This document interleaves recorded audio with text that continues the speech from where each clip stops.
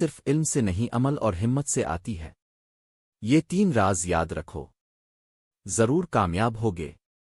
پہل بات کہ جس چیز کا ارادہ رکھتے ہو اسے فوراً شروع کر دو۔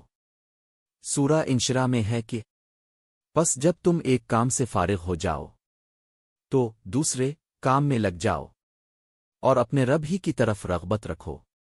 جب ایک کام ختم ہو جائے فوراً اگلے میں لگ جاؤ، جو ٹالتا ہے وہ پیچھے رہ جاتا ہے۔ دوسری اہم بات کہ ہر کام میں رزق ہوتا ہے، اس سے بھاگو نہیں بلکہ رزق لو، اللہ پر بھروسہ کرو۔ سورہ عمران آیت 159 میں ہے کہ جب ارادہ کر لو تو اللہ پر بھروسہ کرتے ہوئے قدم بڑھا لو۔ ڈر کامیابی کا دشمن ہے۔